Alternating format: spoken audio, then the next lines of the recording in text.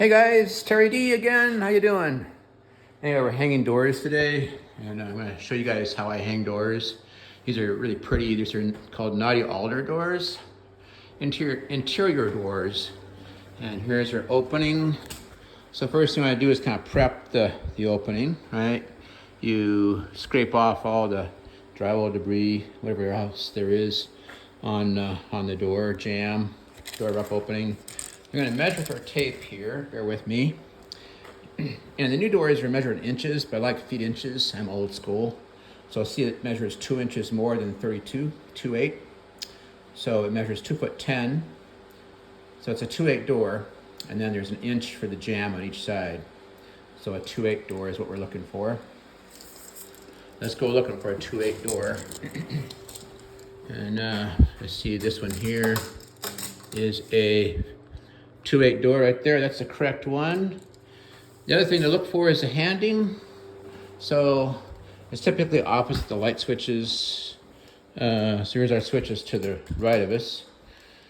So if your back is to the door and the hinges will be on your left, that's called a left-hand door.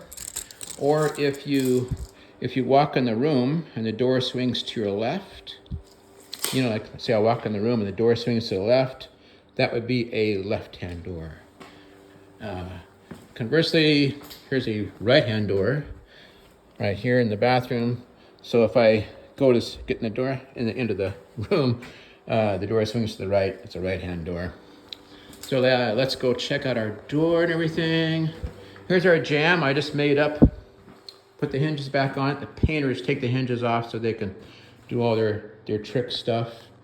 And I have to take off the painters applied some OSB to the bottom. So I gotta find Bruce's impact because it is a T20. And the question is, where did he put it? Oh, he has a bin someplace with his tools. Yeah, maybe it's in here. Maybe it's still in the room. This is half the battle, is just basically looking for stuff. I kind of forgot a step, so let me show you guys the next step actually. Next step is to check everything for plumb. So I checked the inside with a level. I'm gonna see if it's plumb. Looks really close. That's quite close enough. You know, we're gonna adjust the door shims to make it perfectly plumb. And then you also wanna check the floor because, the floor is good. It's a concrete floor that I poured and troweled. But anyway, if this side over here was lower, then it would make this side of the door lower, right?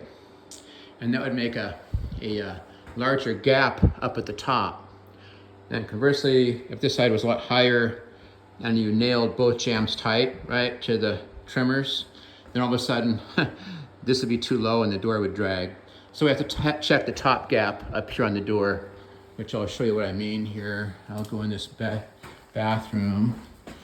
Somebody will find Bruce's impact. So see the little gap up there? That little gap is controlled by the height of these jamb legs. And then something else to consider is the gap on the bottom of the door. So we basically are gapping these for our flooring plus, a half inch, maybe an inch, because we have a heat recovery ventilator that brings in fresh air and exchanges the heat with the outgoing warm air and heats up the fresh cold air. So yeah, so those are some things to consider also. Well, let's see. I don't know if how much long I should do this video. I'll keep whittling away here. I'm gonna have to get my own impact, I guess. This is a T20 in this one. I'm gonna change that out because I know Bruce was complaining that the painters used this is a 25. Bruce was saying they used a T20 in their screws, Torx or Star. Pull that out. Okay, now we're good to go. And make sure it's in reverse. Do it left-handed, so it's backwards thinking. All right, we'll go over here and we'll unscrew this guy. Just bear with me for a minute. And here's our screws. They use 2 of them.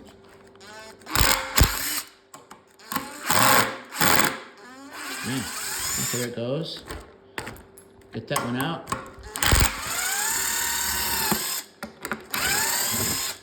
This this is gone. I need to get like one of those things you wear on your head. Cameras on your head, you know? But I'm not gonna do that. I'm not into camera stuff so much. Let's let you guys suffer through it. Hang on a sec, let me put you down. Come on.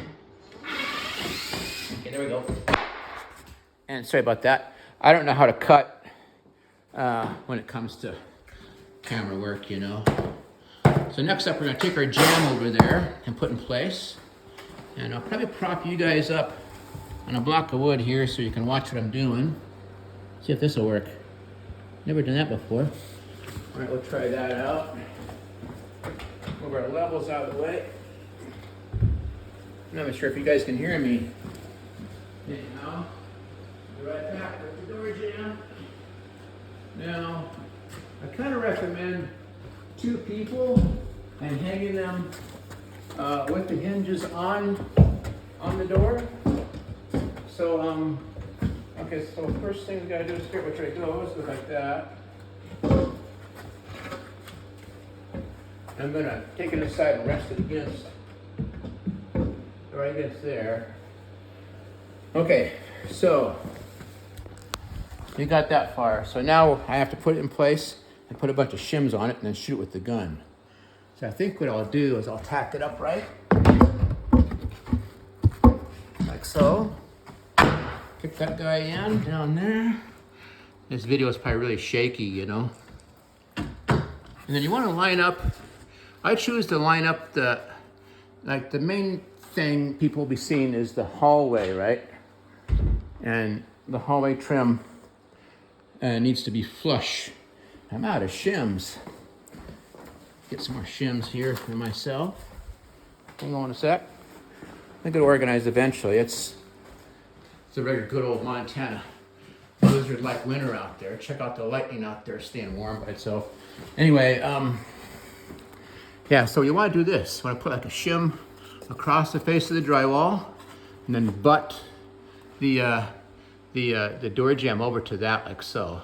Then we're going to shoot with the nail gun. All right.